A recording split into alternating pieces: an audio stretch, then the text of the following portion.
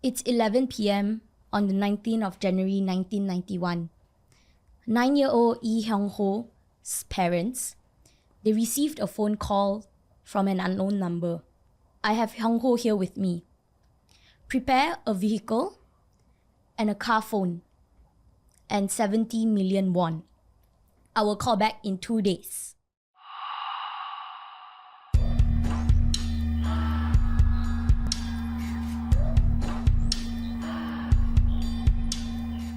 Welcome to Can You Solve It Asian Crime Case Edition, where we look more into the unsolved mysteries and delve into some of the theories behind them. Today, I have Afiq here with me, and we'll be covering a case from South Korea. That's why we have South Korean snacks and food. Feel free to eat anytime you want. Alright. Yeah, there's actually kimbap here as well, and chips. Not sponsored, by the way. So Afiq, let me ask you, Yes. how far would you go to save a loved one? Okay, define loved ones. Like, is it your family members? Is it like your friends? I mean, I guess it's up to you how you wanna. You can be your friends or your family members. Loved ones, huh?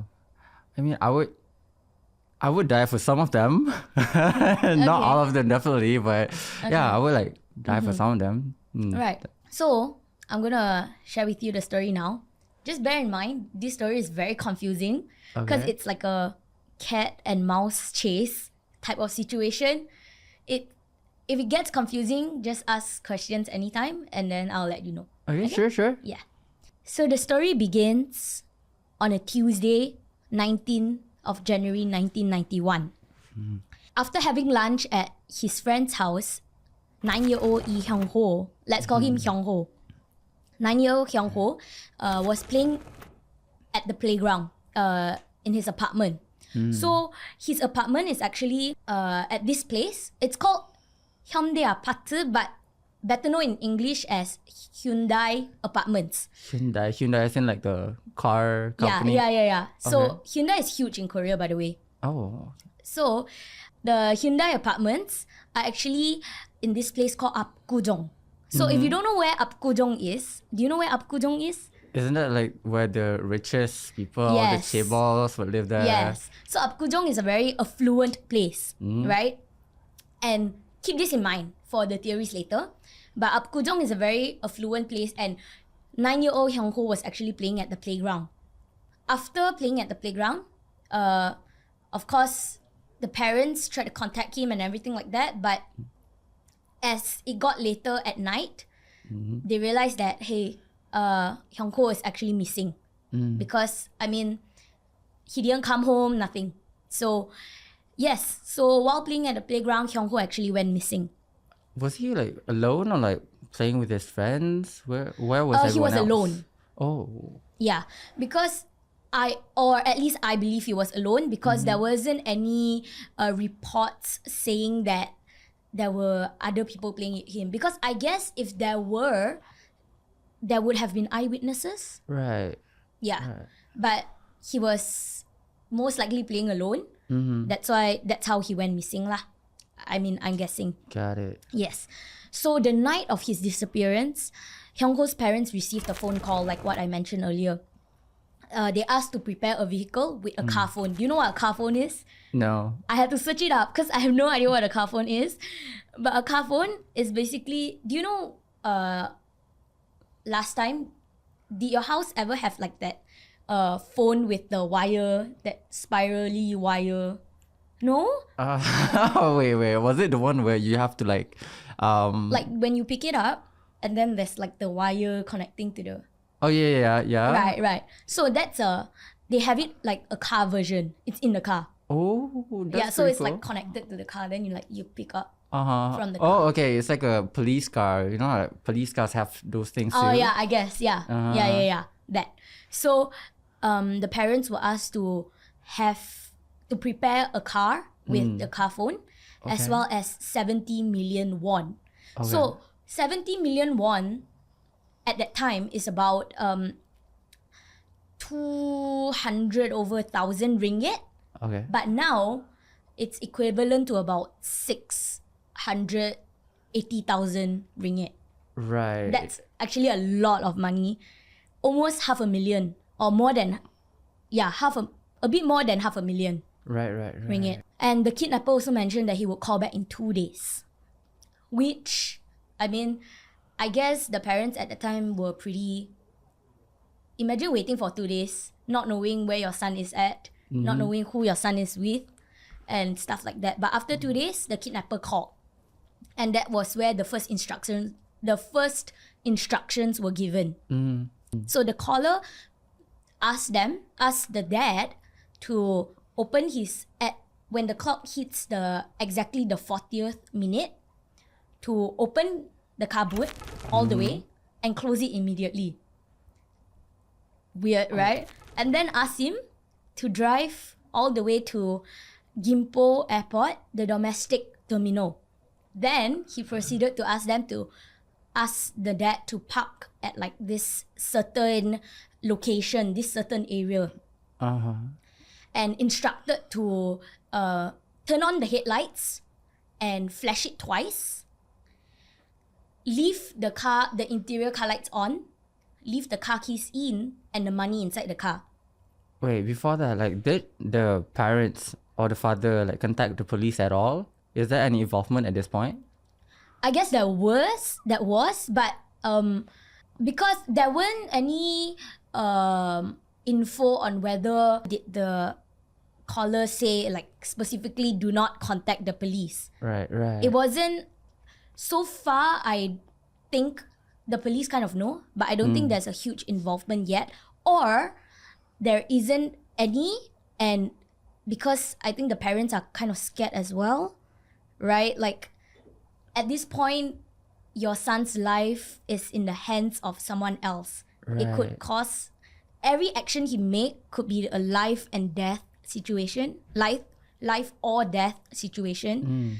So after 3 hours at the Gimpo airport, the kidnapper never showed up, or the caller never showed up in that sense. And soon after, another phone call was made to the parents. The caller was quite, I would say the caller's voice actually sounded very monotonous. Like, it's, you know, those kind of like monotonous voices, but it sounds very scary at the same time, very like chilling. Those kind of voice. So it sounded like that. And the caller said like, why did you not follow my instructions? And he proceeded to say that he actually circled around the area a few times and saw someone at the back of the car, and asked like, why was someone at the back of the car, as well as why did he park at the corner in the parking lot. Was there anyone in the back of the car? Don't know. No one knows. I mean, how the father responded to it was like, who do you think I am? Like, do you think I'm such a person that I would go against your orders, kind of thing? So in my mind, I would think that there was no one in the car. Right. Like, and also, it was at night, so there wouldn't be anyone. And if the kidnapper did come and circle a few times, obviously you can see it's the same car circling a few times. Definitely you can spot if the kidnapper was actually there. Right. But that's what the kidnapper said lah. He said he circled a few times, but never follow instructions. The kidnapper then changes his plan and asks the dad to go all the way to this place called the Tehan Theatre.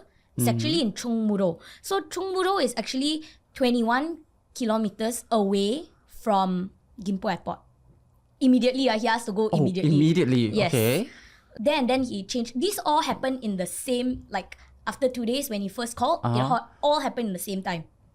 So he went to Gimpo Airport, then he had to go all the way to Chung Muro. At Chung Muro, he actually asked the dad to park the car next to a taxi area. And opposite the taxi area, there was a bakery shop that was called like Cake House.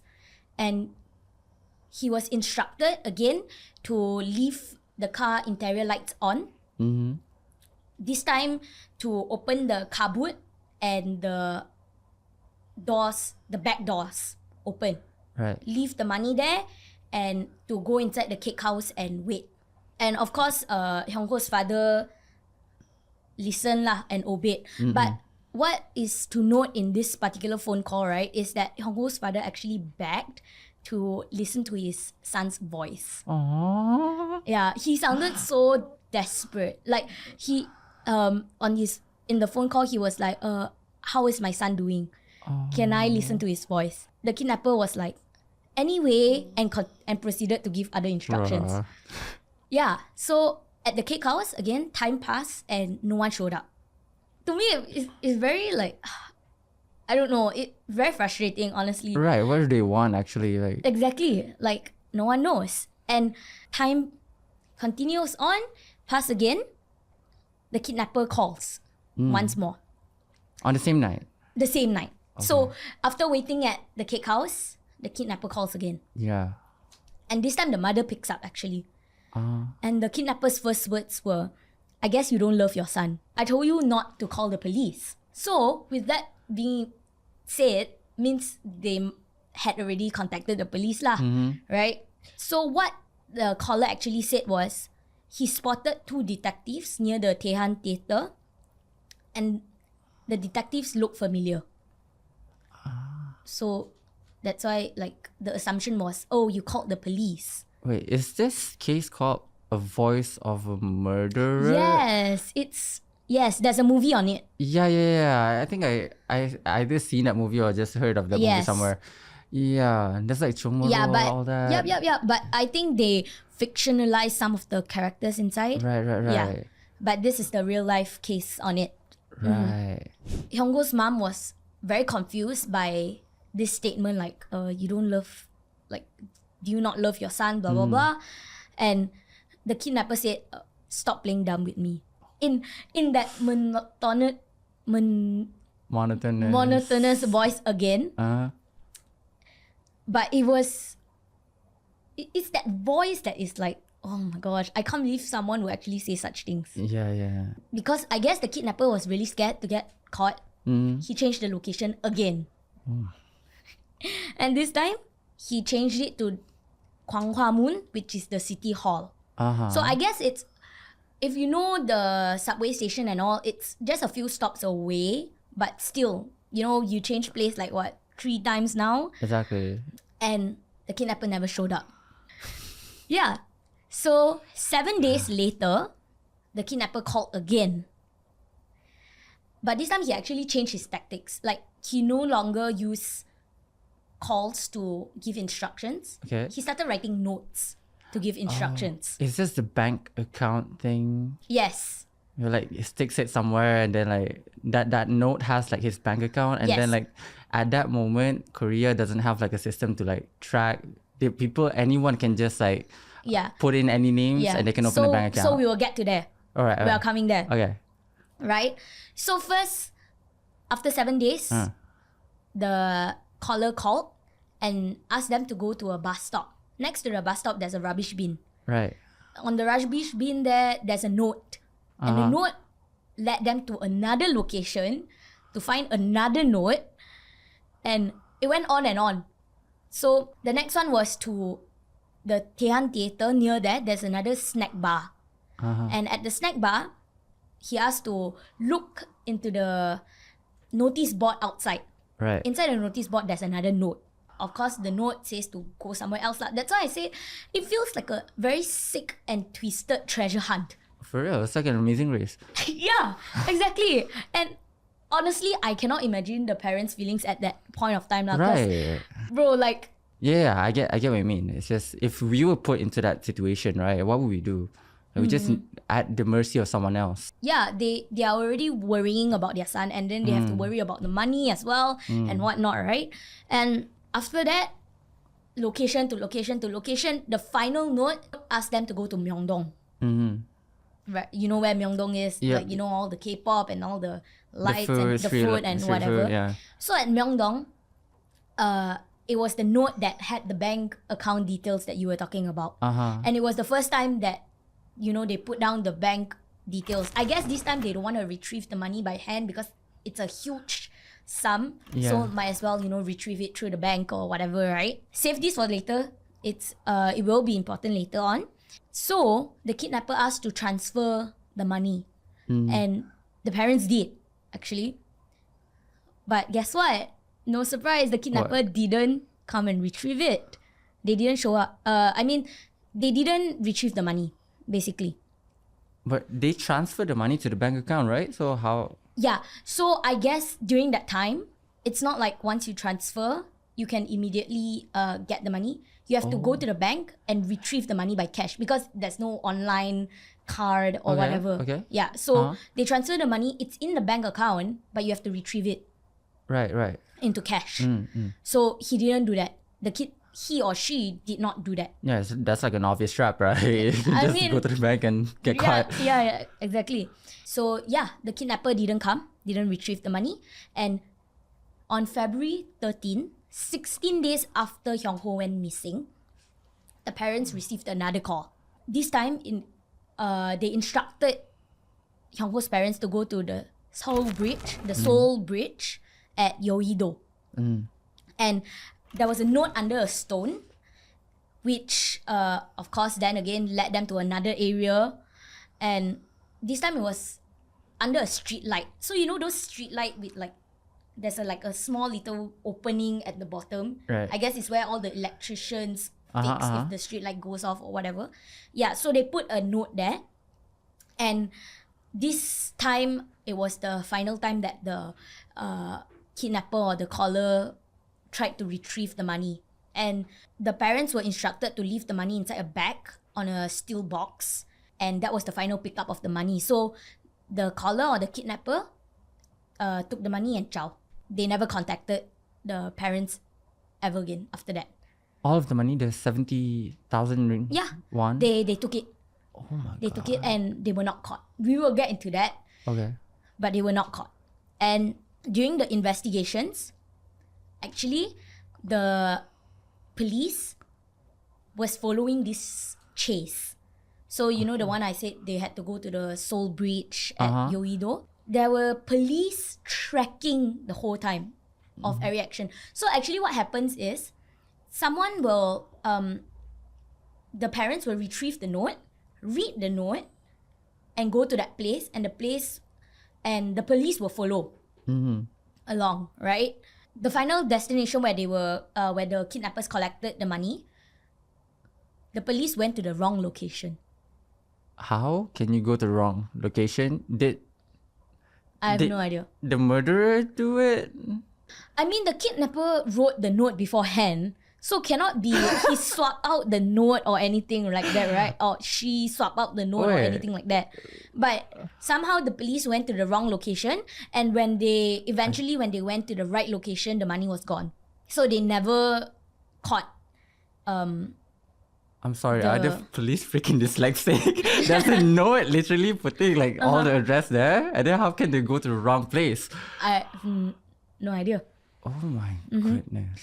Yeah, of course, the money was retrieved, but there was still no signs of 9-year-old Lee Hyung Ho. No more phone calls were made, and nothing. It was just like gone, took money, chows, like gone with the wind, never appeared again. So that was the case, right? Right. And there was actually a possible breakthrough moment during this case. It was, remember I asked you to keep in mind the Myeongdong case, right. The Myeongdong note. So a witness, which is also the black bank clerk, like what you say, right? It's so obvious if he goes to the bank, he's gonna get caught. Yeah. There was actually a witness, the bank clerk, saw a very suspicious looking man who came in. She was trying to like get him to open this bank account with like high interest rates and everything like that, like, you know, sales and whatnot, right? Right. The man refused. He said that he only wanted to retrieve the money. He didn't want anything else. Right. And with that, I mean, it's pretty suspicious, right? Like, she just found it a bit weird at that point of time. What they did was they drew out the sketch of a man based on the witness's description. Yeah. But there was nothing came out of it lah, basically. They couldn't find the person. They couldn't. Right. One thing that I memorized from that, remember from that thing is the police actually put in a general note for that account, but it's only like a random note saying like the account has some problems. So the clerk just like said your account has a problem to that person. Yeah. Yeah, they should have like put in something more substantial, like if someone comes for this account, then call the police, something like that, Right. you know? Maybe the investigations were not so up to date. Yeah, the security is much more tightened these days compared to last time. As it should be, because like those are one of the many hindsights that people were really mad about in this case. Yeah. For sure. On 13th of March 1991, 44 days after Hyung Ho went missing, his body was actually found in a ditch in Chamsil, near Gangnam area. He was wearing the same clothes he wore the day that he went missing. And he even had like a pacer in his, it was on him. And he actually took that pacer from his friend's house. His eyes and his mouth were taped shut, and his hands and his feet were like tied together. It was actually suspected that he was unalived not too long after he was kidnapped. Autopsy actually showed that the food in his stomach was the same food that he had for lunch at his friend's house. They didn't give him anything to eat. Either that or he was killed. He was Before murdered that. right after. So like, you know, Right. the food hasn't even digested. Right? It was then concluded that he was actually murdered on the day itself by suffocation. Goodness. In total, the kidnapper actually called the family 60 times using payphones all across Seoul. So it's not just one area. And because of that, they were never caught because it's very hard to trace. Right. Yeah, that is the story of Hyung Ho. Now let's go into some of the theories about it, right? There were actually assumptions that the case was carried out by more than one person. Possibly even 3 people worked on this kidnap case. Why would I say that? Is because during the calls with the parents, the caller actually kept on saying "Toi." Toi means us. Right. And the mom did ask like, what do you mean us? Like, are you not alone? And the kidnapper did say that he's not alone, but he's not the main one in charge. He's just like an assisting accomplice kind of thing. Some of the things that people or police find weird is that because he would ask them to collect at this location, the caller would actually kind of like check if they collected it or not. But at the same time, if he's checking at this area but he's calling from another area, like moments after, it could be more than one person. Because Right. after someone checks and then the other person will call and say, okay, now there's this one in another location that you have to go to. Something like that. Oh, It's one just thing I things- remember is that there's like a voice analysis for this too, right? Like the only hard clues that they have is like the calls that Yeah. they get from the people, right? And then one of the things, That's not right? And then like one of the qualities that they realize is that the way they talk is very respectful to. Yeah, they were actually. Right. Good point. Yeah, they were really respectful. And another thing, since we are on this topic, another thing that I want to bring up is that, you know, the sketch that they drew. So the sketch that they drew of the man actually did not, according to forensic scientists, the voice did not match like the shape of the jawline. Oh. Or like, yeah. So apparently if you have a rounder shape, you know, they can sort of like, the analysis will sort of tell you if you have this kind of shape of face, what kind of sounding voice would you have, and it did not match up. Okay, makes Yeah. sense. Makes sense. But they did do an analysis to confirm that all the phone calls were made by the same person. Yeah, because the voice and the tone and everything was the same. Now that's very concerning, right? Because if it's like a group, it could be like a syndicate or something, you know? It could be something much bigger than Right, those 3 yeah. people only. So that's super Of course. concerning. Yeah, that being said, another theory that we'll go into is more of the motives behind Hyung Ho's kidnap case. Is that, as we mentioned just now, Apgujeong is a very affluent place. Right. It was also known that Hyung Ho's father is a very Rich? well-off I wouldn't say rich, but he's pretty well off lah, well-to-do. And of course, the family is quite well-to-do. So the kidnapper or kidnappers might have they probably knew that whoever they kidnap probably will have enough money to pay. Right. That is one possible reason of why they kidnapped Hyung Ho. Another thing is, it could be someone who knew Hyung Ho's father personally and wanted, to get revenge or whatever not lah. So they targeted the family specifically. So that were the two motives that people were kind of discussing about. So what about you? What do you think about this case? Do you have any other theories of your own? And what do you think the killer's motives were? Honestly, I think it could be, from what I heard so far, I think it could be something bigger than it is in this one case, I know that a lot of crimes are happening in Korea, specifically about children crimes, right? Children-related crimes. So I just think that they just wanted money. That's the first thing. And this is a really easy way for them to get money really really quick.